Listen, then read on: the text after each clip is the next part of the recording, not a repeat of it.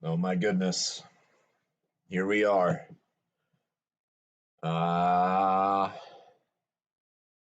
Looks like it's happening. Looks like it's going down. We're gonna do this podcast thing. We're gonna do this little dungeon prep here, a little bit of game prep power hour. We're gonna do some decomposing, come up with some encounters for some role-playing games here. We're gonna start this off with the ritualistic shotgunning of the beer.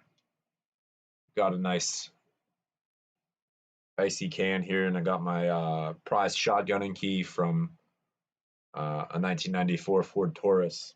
It just does a really good job of preparing the can. So let's get this started.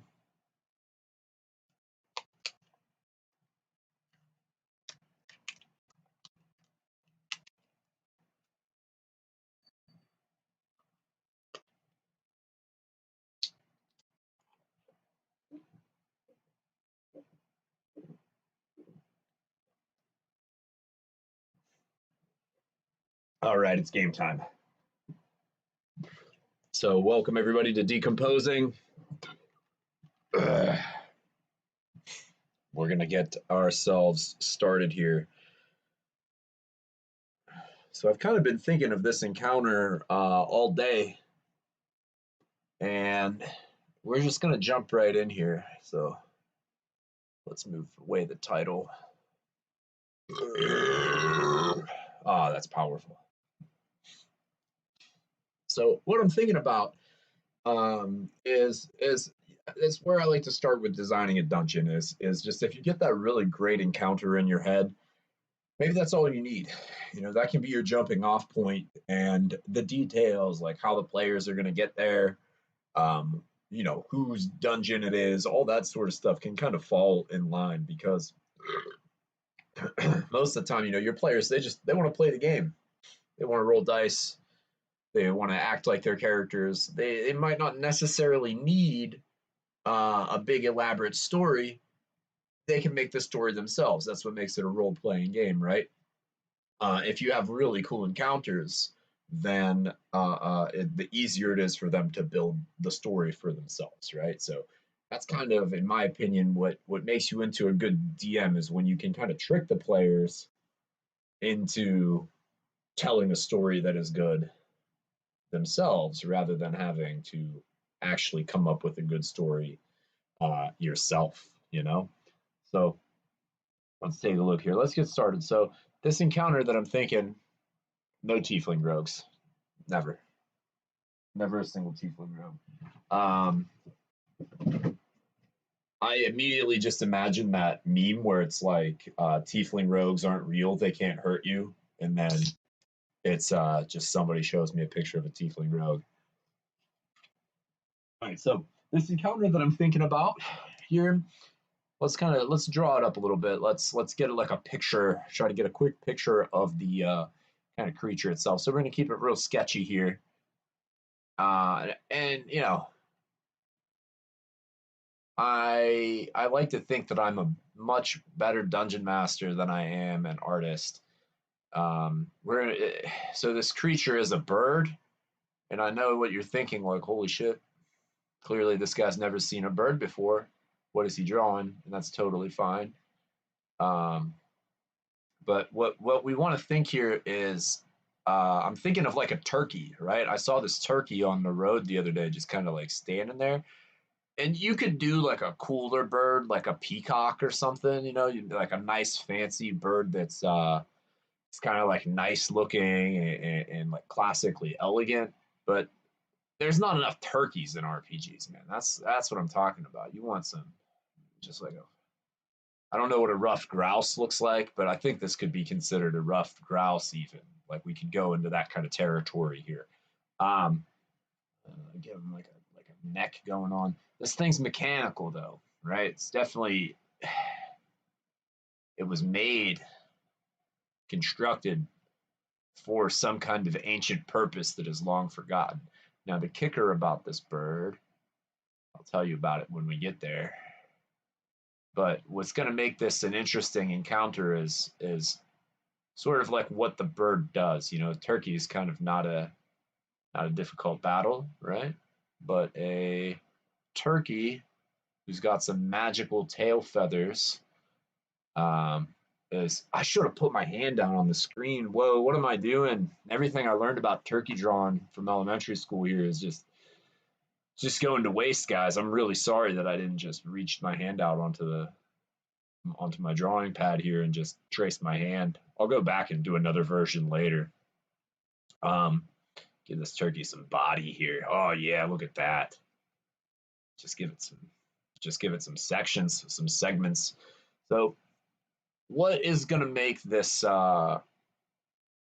turkey fight interesting is what has to do with its tail feathers that's going to be coming up here in a second. So we want to make encounters where our players have to like move around and do some stuff. You know, one of the worst things that we can probably do is one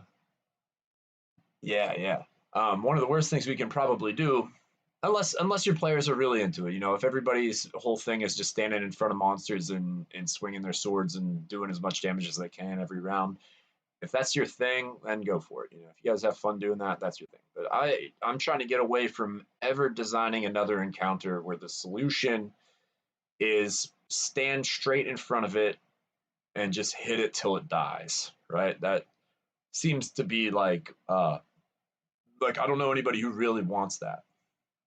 You know, that's what playing video games is for. You build up, you can, video games do that kind of math and calculation and stuff way better than we do as humans, just rolling dice and counting on our fingers and toes and stuff. Um, we want encounters that require problem solving, some out of the box thinking. All right, here we go. We're getting to the tail feather part now. So what we want to imagine is up with these turkey feathers here, or peacock feathers, whatever we want here, is stained glass window. Now, I'm not gonna lie, I don't have the artistic chops at all to really like make a nice stained glass window, turkey tail feather kind of thing. But that's what you want to think about, and that's what you want to get across to your players, is that this is like a mechanical bird whose tail region is actually these like shards of stained glass depicting some really just horrible, terrible Old Testament kind of grotesqueness. And we're gonna have some lights in the room, right? There's gonna be these lights, and what's going on here is, so we'll come back and we'll color these later and we'll like mess around with it a little bit more. We can jump around and do some stuff. But whenever light hits these tail feathers, let's get a nice red here. Nice purplish red. And just do some color on this bad baby. Come on. There we go. There we go. All right. Get some color. So light is going to shine through this thing's tail feathers. Okay. And the light, the reflection, or not reflection, but the light shining through the tail feathers opens up a portal to hell. Right? Just a good old classic hell pit straight behind the turkey. And the turkey is running around or running away from the hell pit death chasm that is constantly manifesting behind it. Okay. And then we're going to put this thing in like a nice little 4x4, like 4 rooms, like 4 small rooms attached to each other, where the turkey can fit through like a dog door, you know, like some kind of like slat. And the players need to catch it, right? So maybe it's got like a key on it, or maybe they need to capture it because they've been tasked to do so by like a lord or a queen or a demon or something like that. They need to catch this turkey. But wherever this turkey runs and light shines to its feathers, hell follows straight behind it, right? So it's a lot more difficult than just running up and grabbing it. So here, we'll finish coloring this in. I'm sure, you know, yeah, there's more efficient ways to color, okay? But don't deny me the satisfaction here just scribbling these colors in on its feathers, because I'm really having a good time here. It's been a long day, and you know, it's like those adult coloring books. They're supposed to be therapeutic, and that's what I need right now. Is just time to do some simple things like sit back and color and talk about some held turkeys. All right, there we go, almost done. So we'll hide this guy. We'll come back to him later, really draw him in, really do some stuff. All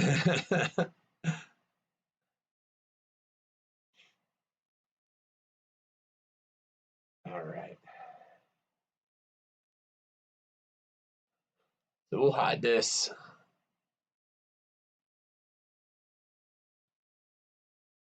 The hell turkey, yeah, okay. So the stained glass hell turkey is probably the size of a regular ass turkey. You know, like a good size one, a big one, like one for your. You know, you could feed the little family with this bad boy for Thanksgiving. Hide that, and we'll hide that. Nope, wrong one. I'm all over the place here. You got to remember how layers work. So now the room that we're gonna have this turkey in, guys, is this is kind of like what makes the magic sort of happen here. Is we can do up like a, you know, I'm imagining that you kind of come in through a door that is going to be up this way. Okay. And then we got these walls here sectioning this off. All right. And this way. And then we'll go with one this way.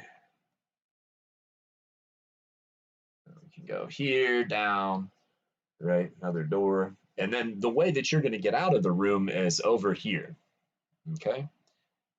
The turkey, that goddamn turkey, is going to be chained to something, some kind of like pivot point right here in the center, right? So it's attached at the middle, and it you know, runs around this way through all these kind of rooms, just like kind of cycling endlessly through all of them, getting chased by its own manifesting hell. And if you're asking yourself at this point, is this actually just like a metaphor for my everyday life? Yes, that's exactly what we're doing here. All right. We're all just turkeys being chased by the hell that we drag behind us. And I want to share that with everybody in Dungeons and Dragons. So, uh-oh. Uh-oh. The drawing tablet's breaking down, guys. Oh no, it's going rogue. It turned into a tiefling rogue on me. This isn't good. I'm going to drink some beer about it, and it'll sort itself out. So if you guys aren't drinking now with me, I suggest you change the way you're living. And yeah, you know, buckle in. Oh, got some cool people. Got some cool people in the live studio here on Podbean. I don't know if they're in here too. They're in here too on the YouTube. Dang. Uh, we're just doing Miller Lite right now. Nothing too exciting. Nothing fancy. As far as what I'm drinking, keeping it easy because I'm trying to drink like 12 of them. It is supposed to be a power hour after all.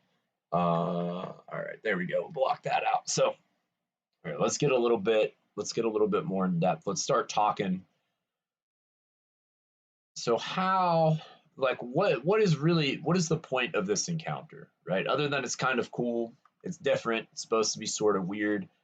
Like, what's our main objective here? One, you can maybe kill the turkey. The turkey itself is probably pretty weak, but in its own way, it's this kind of innocent animal. It's a machine, you know, it's probably mechanical or something like that. It could be like alive. It could be like an organic turkey and it's just got like magical stained glass tail feathers. That could be pretty sick. Originally, I was envisioning this like a mechanical, like from the Clockwork Mechanist um, bird, and I think that's pretty cool too. Now, in just like a game kind of perspective here, the turkey exists so that like the players are slowed down. They use some resources on their way to the boss, um, and they got to think a little bit. It's not just that normal encounter where they just got to stand in front of it and do damage until the monster's down. They have to circumnavigate. Circumnavigate. That's funny. It's just a funny word. They got to like maneuver around through these rooms, and the turkey's not going to fight them, right? The turkey is just leaving in its wake this hell pit. And that's like the real danger, is just getting caught and probably like dragged down into hell. Um, Getting dragged down into hell by these fiends. So there's some cool opportunities for teamwork there, where like one player gets caught in the hellfire, and then someone else got to come in and rescue them before they get dragged down. A lot of cool teamwork opportunities. Another important thing here is light, right? So the turkey's glass feathers. What it's doing is the hell pit is behind it, right? So where the light is coming from is going to be important. So we want to have um, like light sources here. So imagining that the turkey kind of runs around in this clockwise spiral here. And that means we want to have some lights this way. We want to have some lights this way. We want to have a light like on the door here. We want to have a light this way. Yeah, right. Coming here, this like here. Boom. So we got these spotlights everywhere, which could kind of be its own thing. Maybe these, there could be some kind of weird origin with these lights too. Maybe it's actually like the turkey. Maybe the turkey's like tail feathers here are just they could serve as some kind of portal to wherever, and it's actually like the light of these lanterns up on the wall here that make it conjure up the portal to hell. Um, so then the PCs might want to investigate those, because they're like, oh, cool, this could like later come on and be some kind of portal that we could use. They might want to keep the turkey if they ever need to like get to the infernal planes for some reason. Could be interesting. Again, we just want to come up with stuff where the players have to make a little bit more interesting choices. Another thing would be like, well, the turkey's running this way, it's following this clockwise direction. What's going to happen whenever somebody starts going around the other way, starts running counterclockwise? And that could be interesting too, right? Like they suddenly could like get into this wrestling match with this thing. It could be very quick. It could be difficult to grab a hold of, and then they're totally in like peak position to be grabbed onto by some hellfire demons popping up out of the ground. I imagine if you've ever seen the 1988 classic Demon City Shinjuku by Yoshiaki Kawajiri, you know a thing or two about fire demons, especially if you've listened. It's all about the American dub. I'm gonna say it here. If you're not watching American dubbed anime from the 1980s, you're not getting like the fullest experience. I know that sounds like blasphemy to a lot of people, but it's like you're full. It's just way different. It just takes you back. It's like you're really there living it. Uh Here we go. All right. So this would be like the kind of room that we would want to encounter this thing in. Let's do up a little doodle, because we want to make like a token for like the pit of fire that comes behind this thing. I think that's pretty fun, right? So we can kind of do like a big crack in the earth. do something like this. We'll make all of these drawings and stuff once they're kind of more fully fleshed out. We'll make them all available somewhere somehow for people to get and use, and we'll make them really easy for to plug straight into Roll20 if you want to do it that way, or some other kind of. I guess there's other like virtual tabletops out there now, right? I don't even know. So we got that. That's like some space here, and we want some goodies coming out of this. So it's just like get like ourselves like just a lot of gnarly hands, I imagine, just gripping up, just trying to grab hold of ankles and weapons. That could be like a fun thing too. Maybe I'm starting to get this other really crazy idea, and it's not that crazy. I mean, it comes from Index Card RPG, and what it is just this idea of just making things kind of more equipment based, which is really video gamey. But it could be fun for a lot of people. If you have, I don't know, some kind of item like a pair of boots that gives you something cool whenever you jump, versus like a pair of boots that like lets you move silently. Like I've always been against giving players magic items, but it's like, again, I don't want to like deprive people of making what is an interesting choice. Like if you actually have more magic items that maybe do like lesser abilities that do cool like RP things, like I don't know, like a cloak that tricks people into thinking that you're like one specific person. It's like a cloak that makes everybody just think that you are like the Duke of Sashbane or something like that. Um, you know, this cloak makes you look exactly like the Duke of Sashbane, and then you also have a cloak though that is like this thing will make you invisible in under like very very specific lighting conditions or something like that. You know, having to choose between which one you're going to wear is actually pretty fun and interesting in like a dress up sort of way that I think a lot of people would actually really be into. Um, my problem with it is that like just from a like a world perspective, like I don't like the idea of magic being this like widespread sort of thing where it's just like I have so many magic items that I actually have to choose which ones I'm gonna like take. That to me sounds kind of like that's some Harry Potter stuff that I don't really like. Um, I do like it when it's like we found like the sacred sword of the forest and you get the master sword, and the master sword's just with you 100% of the time, and it like grows and evolves. Like I would rather see like a magic item that gets better over time, and you kind of hear like the story of this magic item growing with you, much like the ring, I guess, in Lord of the Rings. That sort of happens from The Hobbit to Lord of the Rings. um, I like that from a story perspective. Yeah, yeah, exactly. The Rex Absentia is excellent.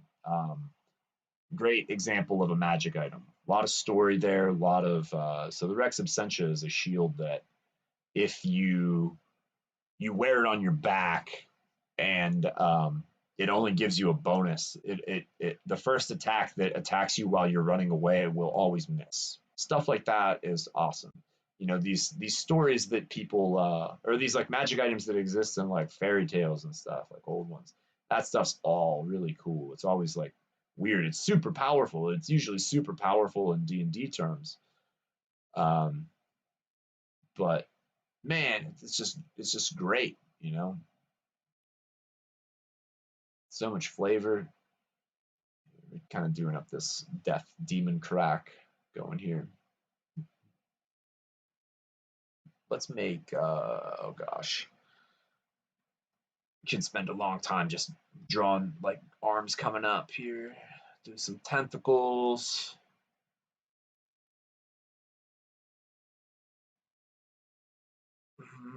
What's going on in the Discord? Nothing. Good.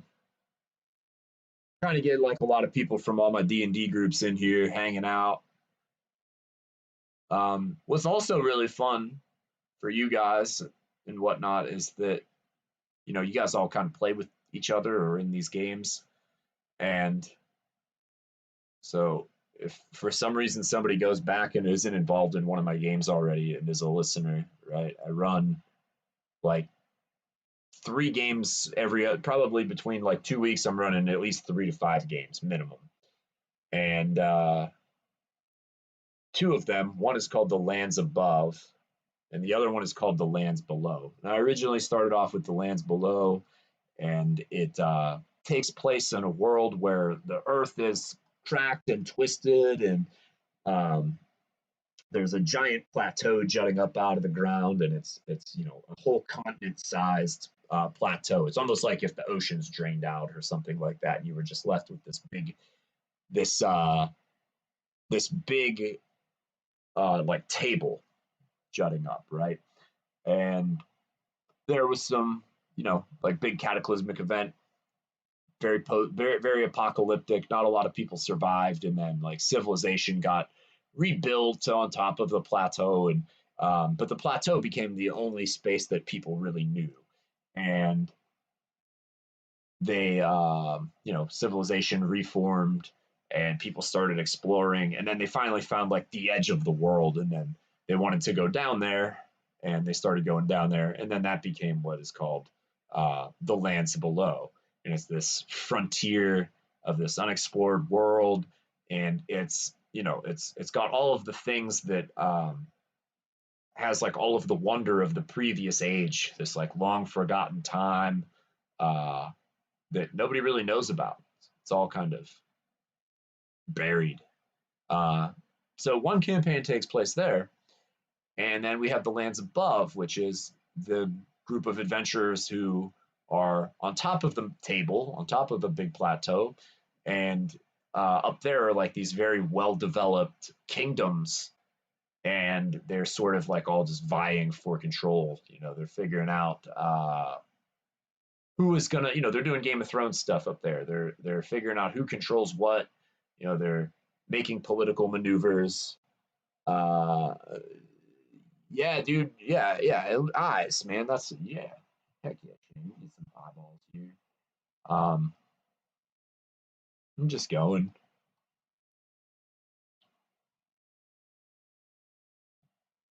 Do some of these.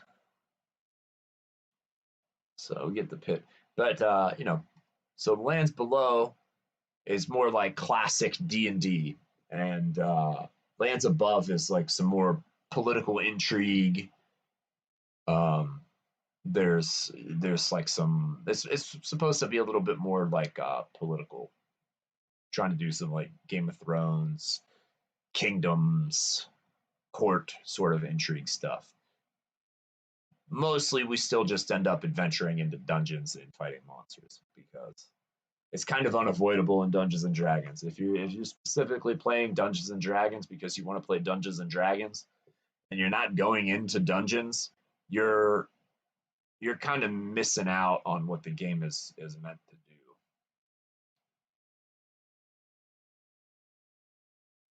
do. If you want to role play out some high elven court fantasy stuff, then yeah, you can do that in D&D, but there's maybe other games that are better suited to doing that, having those kinds of interactions. Uh-oh. Losing the pen again here, guys. Gonna have to. Well, I guess that means it's time to drink. Um. Uh-oh. Okay. So I messed around. We're gonna clean up this hell pit. It's gonna look a lot better later. This is just kind of like, this is like the outline for it. This is where stuff will go later, and we'll make it nice and like really vicious looking. But let's go back here. Let's talk about some solutions for our bird encounter, right? Uh-oh. Where's my... Oh, no. Oh. What layer is this on? Where are you? There we go. Okay. Um, yeah. So, some solutions for our bird encounter here. you're not going to be able to just walk around, right? You can't just cut through. You can't just come in. Do another layer. Uh-oh. Where'd my layers go? Lost my layers. This is bad. Sometimes I just hit a button in Photoshop and I just don't know what it is. That's fine. We'll worry about that later.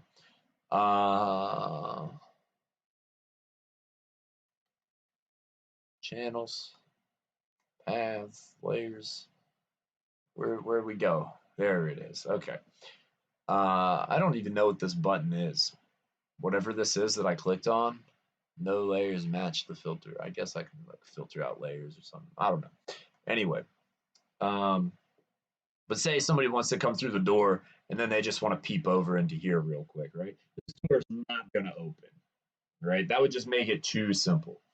So, like I was saying, maybe the key to the door is on like the turkey. And oh, come on, let's go back. Let's undo. Let's undo. Technology's breaking down on me, and that's really nothing new. I'm pushing the wrong button to undo. That's why it wasn't undoing. But we'll erase. If you come across here and you just want to jump in there, that's not just going to open, right? So maybe the key is on the turkey. Maybe the key is actually like up on top of this wall thing over here, and this is less like a big standing wall, right, that separates this into 4 rooms, and is maybe just like a big kind of like pyramid, like ziggurat sort of thing that the turkey is chained to, and it just runs around it all day getting chased by hell, which I think is pretty awesome. And there's these lights, right? So then like one solution other than just like trying to fight the turkey and destroy it would be to like bust out these lights, right? And that's cool. That's like cool if you have like an archer character or like a thrower character or just like somebody who's willing to take the risk. Yeah, turn all the spotlights in a specific direction. That's really good. That's like classic. That's some like good classic platforming stuff right there. I really like that. Maybe what we have to do is turn all of the spotlights facing inward onto this like central eye here or something like that, and then it will open. It could be like this big kind of like eye or like mirrored array here. And to finally open the door, all the lights need to be turned onto that, or at least these central ones. I think there's got to be sub lights. I think the turkey always kind of needs to have lights on it because we always need to have that threat of the hell that is traveling behind it. But yeah, I think that would be pretty tight. That's probably pretty sick. Over to me. Oh, yep, getting the I like it. Getting the turkey over into like a specific spot, and that's cool. Yeah. Or kind of like what we were saying before, like maybe it's like the lights that it might be a little bit difficult to figure out. You'd want to throw in some kind of like riddle or something like this for earlier in the dungeon, but you like it's the light that is being shined that makes the turkey's feathers open up the hell pit, right? So what you need to do is shine light on the turkey feathers, that onto the door with like a different kind of light that is going to open a portal to somewhere else that you guys can like jump through or something. I don't want to give it away either because like you guys are going to play it, right? One of you guys, one group of players is going to get to do this encounter, probably two groups. So I don't want to give it away completely either, but that's definitely like a good solution. I really like that. Um, yeah, that would be a really fun one, though. I like that. It could be like, I mean, if you wanted to do like that route too, if you're thinking about, I mean, this would be like a longer term sort of thing. but um, like each light actually, as it's shining on, is like a different plane, right? So maybe like one of these lights raises hell out of the ground, and then like one of them raises like a different elemental plane or something, like that plane of Acheron where it's just like whirling blades, and suddenly like blades start coming out, and then like a third light is just Gehenna or something, and gravity just leaks out and everything turns sideways. I don't know. That could be like an interesting thing, is that like each quadrant is actually a different um, area, and that's cool. And then it would be sick also then if the players actually had to like go into those places, right? So this becomes like a central hub for like completing the mission, right? So like you have to go to a section of the Abyss, you have to go to a section of Acheron, you have to go to a section of uh the elemental plane of fire, a city of brass. You know, that's cool.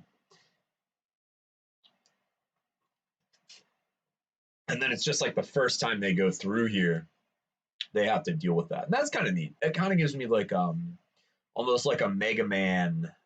Yeah, yeah, definitely. Return to Elemental. Yeah, that would be a really good one for like Elemental Temple of Evil or something like that. But it gives me Mega Man vibes a little bit, right? Where you like select the character's level and you're just like warped there.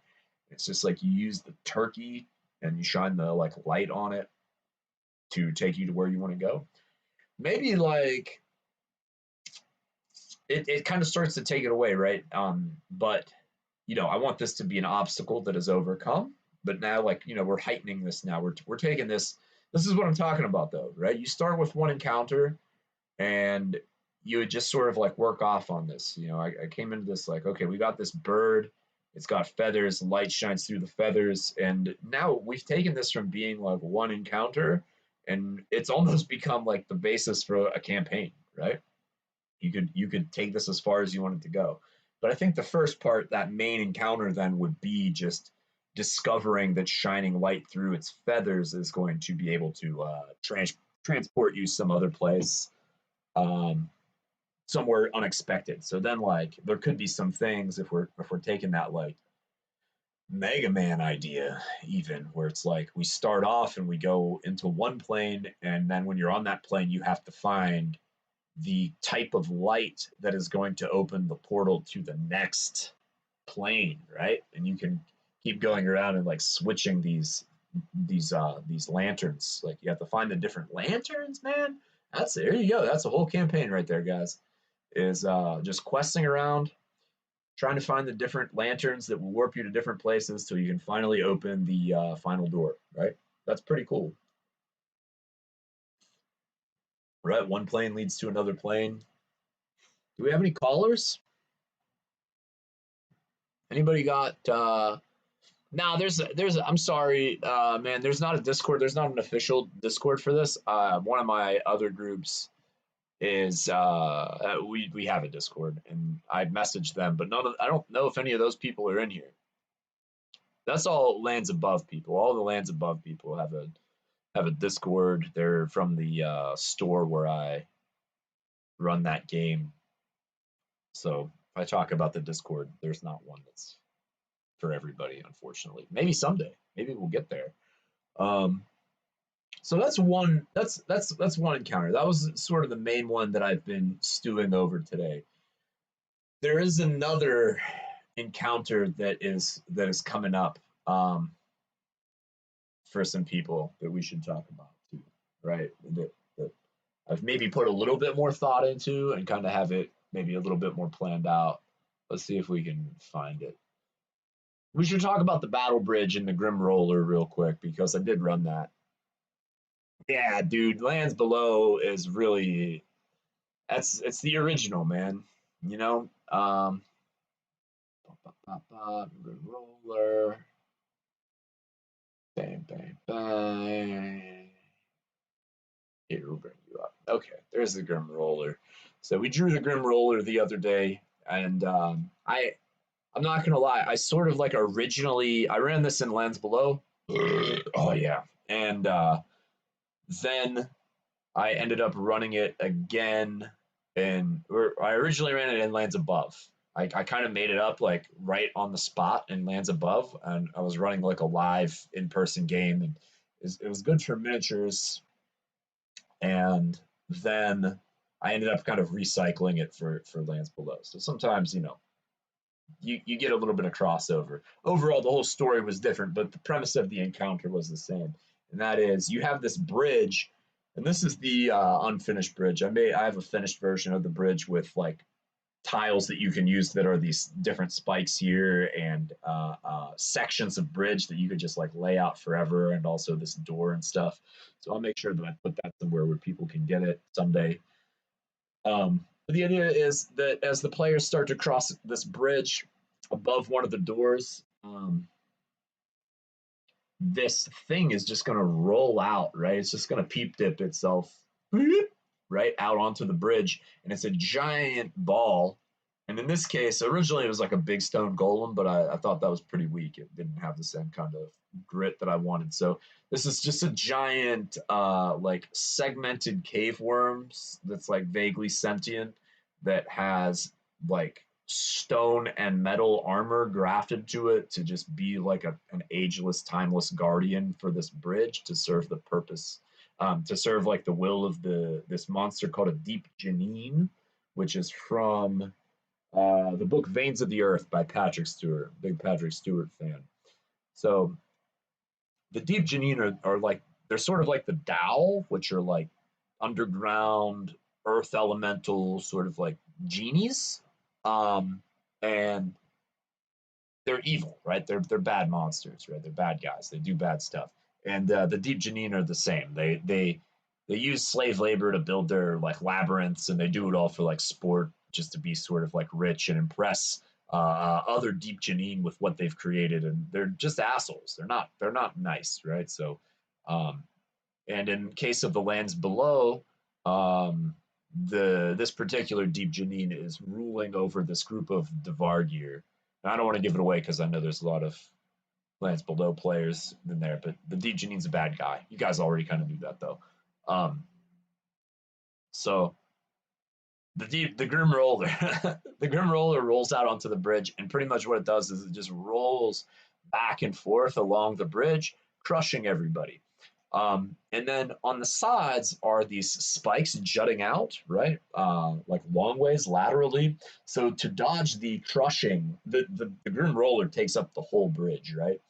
So one of the ways that you can dodge this thing is to like hang yourself. I said like Luke Skywalker off of the bridge. You just kind of like hang on the ledge of it there, and you can climb down onto these spikes and just kind of like pass by it by climbing along the spikes on the side of the wall, which is also dangerous in its own right because you might fall to your death.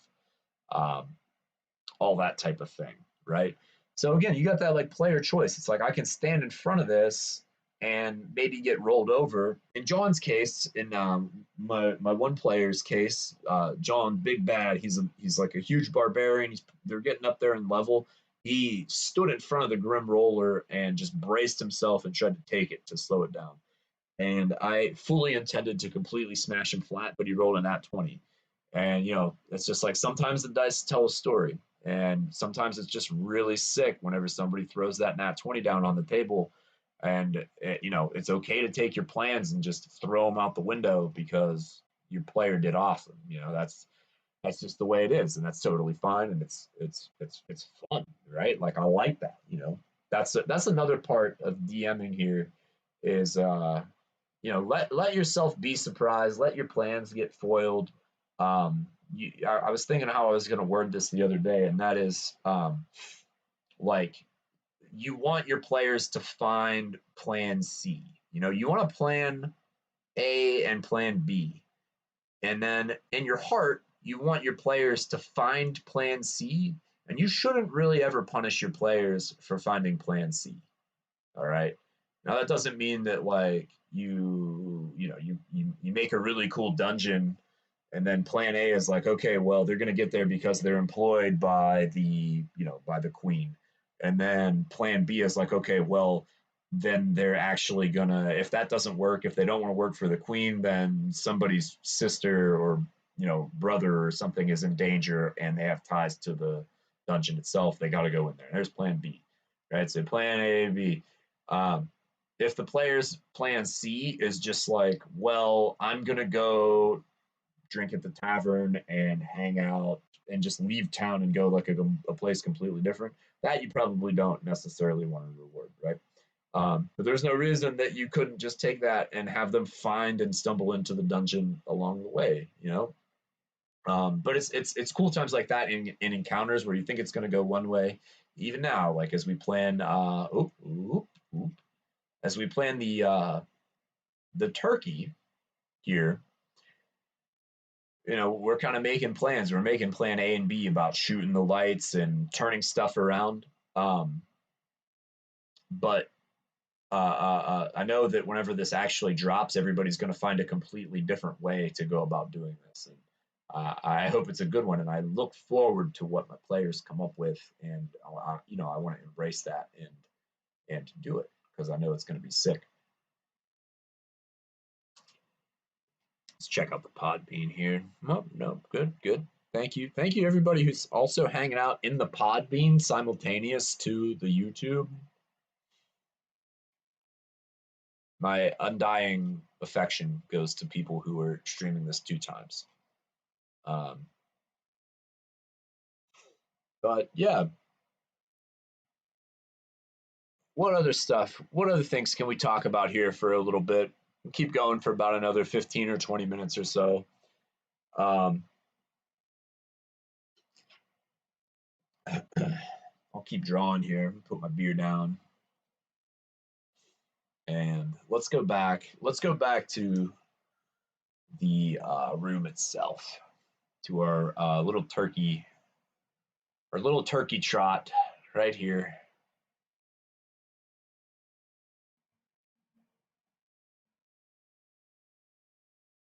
Okay, so we know that we want these things to be lanterns, I think. What's in sketch? Oh, that's the turkey itself. Okay. So I'm really into the idea that these are lanterns, maybe from varying planes. Ooh.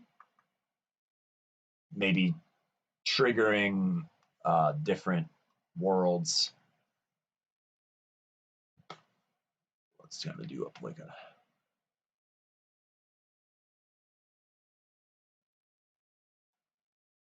lantern here.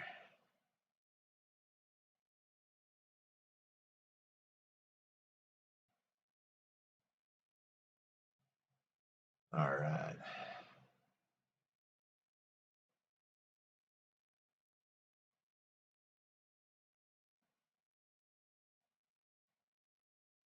So we got this lantern. It's kind of nice. There we go. Do another one. We'll make this one down here look a little bit different. We can shrink these later, and maybe this one's more like a ball, shaped like an orb. Got to get a good orb lantern.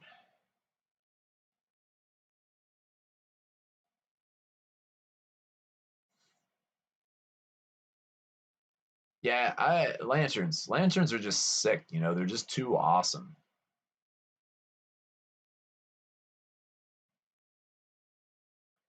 Also, it's like they're. Thank you.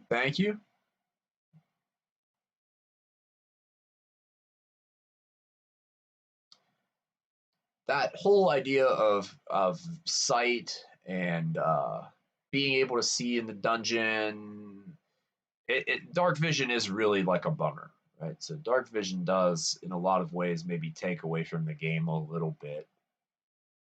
I don't like that one. That one didn't turn out so good, but that's okay. Pretend it's not there. Don't look at that one. Let's do. Oh, this is going to be a winner though.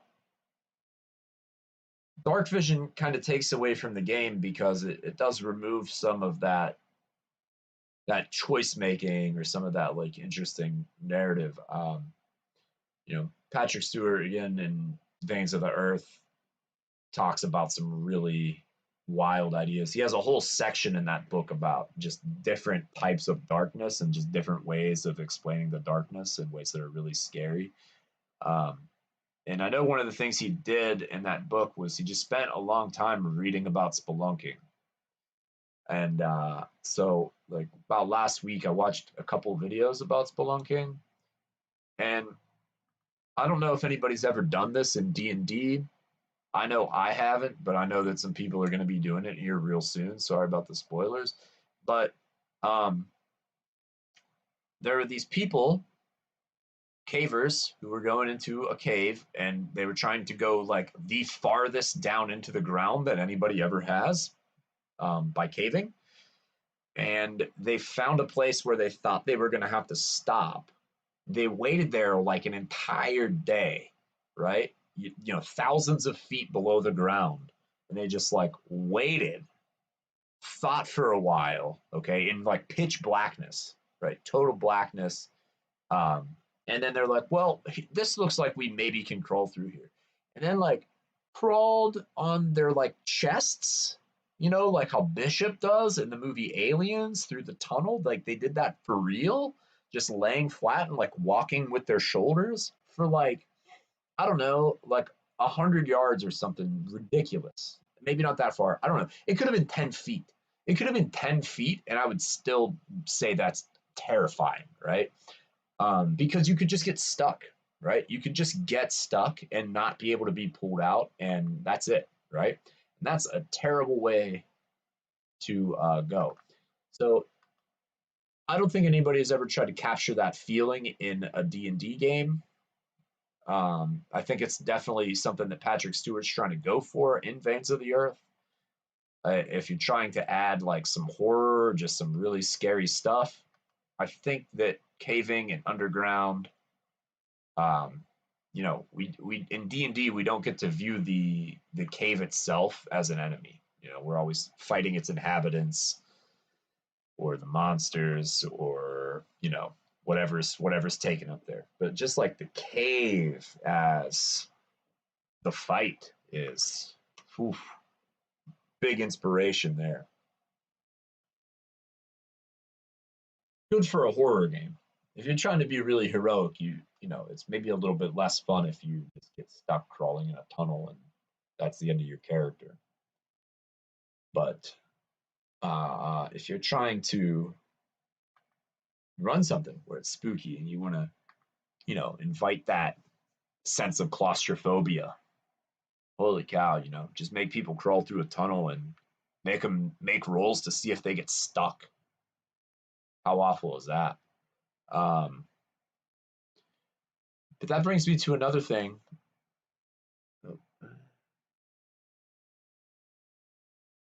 Yeah, yeah, and just how dark it is, right? I mean, it's just that was one of the things that they were talking about in the video I watched. It's like you can't even like fathom how dark it is until you're in there and you like turn off your light, you know. Um, this one's gonna have like little nobules on it.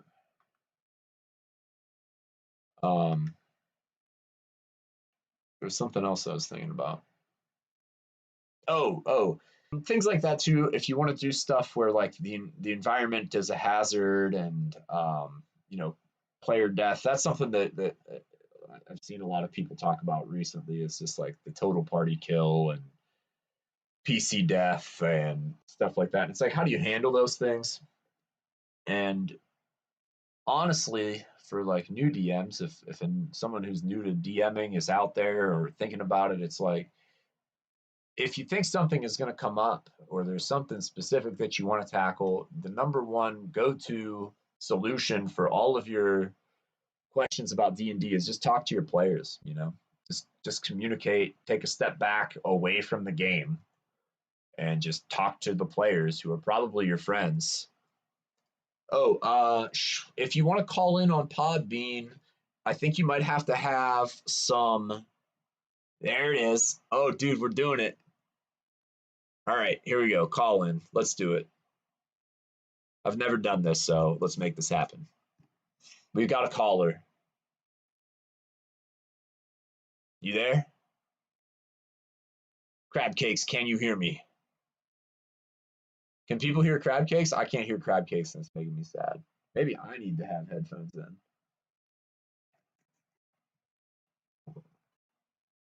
I am sorry. Give me 1 second. Hold on. Let me try this. Maybe I'm doing it wrong by not having this happen.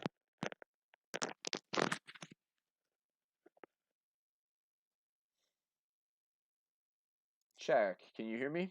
Can I hear you? Can you guys hear? All right. Sorry, man. I'm gonna disconnect you. We'll have to sort this one out. We should play around with this and figure it out. Thanks. There's a way to do callers, though. Pretty excited for that. Oh, we got somebody in the live studio here. Good. Thanks for joining. Nida. River Nymph. Sick. Yeah, we are decomposing every day. Truly. All right. But yeah. So if you're having like trouble as a if you're having trouble as a new dungeon master, and you're trying to figure out some stuff and you want to talk about things, just talk about it with your players first. Have a big session zero whenever you all make characters and you get together and you're doing stuff. Um, talk to them about it then. And if you want to do things like, have this game where your players might just die just adventuring in the caverns or, throughout a different dungeon or something like that, then talk to them about it and get everybody kind of on board for that and just be like, hey, we're going to make characters and we want to have the possibility for people to just sort of like die and general travel stuff be like a thing. We want a big theme of the game is just like the dangers of adventuring itself. Communicate that to your players and let them know. And if people are into that, they'll be like, hey, yeah, let's do more of that for sure. Or some people might be like, I don't know if I want to play this one, guys. And they might not be into that. And that's fine too. I think most of us game with our friends and people that we know. Only if you're, maybe gaming it at like a hobby store or something like that, do you end up really running a group for people who are total strangers. And that's where you really want to talk and get everybody's like vibes and see if everybody's on board for the stuff that you want to do. But if it's your friends and your friends, then they'll probably be like, heck yeah, man, let's do that. That sounds great. Let's rock that encounter. Let's do like some Oregon Trail stuff. Let's see who gets dysentery. Let's see who makes it all the way. And I think that's how a lot of old school D&D was for sure, and it's reflected in a lot of the OSR modules and things like that keep coming out is it's really easy for the players to die. And that's fine if everybody kind of knows that going into it. Now, if you just wrote up 6 pages of backstory and you have this big grand scheme and you know exactly what your character is going to take at every single level and you have all that planned out, then you probably don't want to send that character into that sort of a campaign. It can be kind of fun in its own right to just kind of like take a step back and distance yourself from the character that you play, just like in Dark Souls or something, right? Like Dark Souls, your character's not going to make it very often. Have I ever run a game and had environmental death? Not that I can remember, but I don't remember a whole lot. So I might have had that happen before at some point, but I would like to go back and do it. I wouldn't want that to happen and be a thing if I hadn't had a session zero and told people that, hey, you might just die traveling, right? That's definitely a conversation that everybody should have and you guys should talk about before the game starts. If a DM wants to introduce that, like, hey, you've been playing a game for a while, and your DM kind of wants to shift gears or something, then you should have that. Again, you got to have that conversation where it's like, okay, we've been playing this way for a long time. I want to keep this game going with these characters, but I kind of want to shift the tone. And that's something that everybody should really talk about. Um, and the dungeon master probably really shouldn't be a dictator of that either. Um, the DM has to do a lot of work coming up with the game and prepping everything, but if everybody's been in on the game and enjoying it for like a year and a half or like a really long time, then you might not want to suddenly shift tones on everybody, start killing characters in the next session whenever you decide you want to take it to a more Oregon Trail style, right? But I think that there's a lot of people out there who would be really receptive to that idea, where it's almost like let's do it old school. Let's see if we can just make it from point A to point B without collapsing. And it's the same thing for things like tracking supplies and encumbrance and that sort of stuff. Questing Beast, one of my favorite D&D YouTubers out there, just did a really great video about like old school encumbrance. And I could see that being like a really interesting thing where, rather than tracking it by like weight and exact poundages, I know poundages isn't a word, but it's a hilarious word that I like to say when I talk about weight. But like trying to track all of your individual poundages and stuff is really tedious, and a lot of people don't do that. But if you want to heighten that and make like that survivalism a big part of your game, rather than saying you can carry this much, say you can carry like 8 things and that's it, and especially if you're going to be doing like caving and stuff like that. Like, and this is something again Patrick Stewart brings up in Veins of the Earth. If you're going to be going caving, you take the bare minimum stuff with you. You want to take as little weight with you as you possibly can. You want to be traveling as small as you possibly can, because you're carrying a 10-foot pole or like a spear or like shovels and pickaxes and all your loot from the previous dungeon and all that sort of thing with you. Like, you're not going to be able to fit through those tiny passages, right? And again, like, what a great way to make players make choices where it's like, do I put down my treasure to crawl through this tiny tunnel where I have to lay down flat because I need to escape with my life? Or am I going to just like try to, run past the dragon that's chasing us? Makes me think of Indiana Jones, whenever he picks the guy up out of the hole instead of grabbing the chalice or whatever. I think that's Indiana Jones. There's a bunch of movies, right? But where you choose, you got to choose if you're going to survive or if you're going to latch onto your possessions.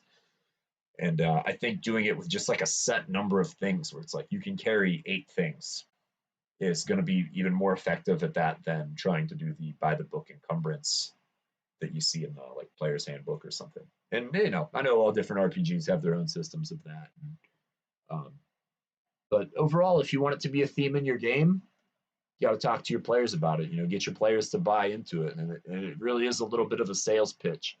Like, you kind of got to be like, this is going to be cool. We want to simulate this. We want to do this big adventure stuff. Like, if your character dies, then be ready to roll in a new character, and you just talk to everybody about it and let them know what you're thinking, and maybe it'll turn out to be something like what you guys did with me, and we started talking about this turkey encounter here, and it went from just this bird running circles with glass tail feathers to being this whole thing with magic lanterns and different realms. And this is why we play D&D though, guys, is in role-playing games, is everybody, is because like we start off with one idea in our heads as the game master, and then through the communication of our players and engagement with the game, we heighten that to so much more. But it's that time. Thanks, everybody. Thanks for tuning in on the first one, guys and girls, and everybody who's in here. It means a lot to me. I had a lot of fun with this. I hope you all did too. And let's do another one next week. Have a good one. Thank you. See you all next time.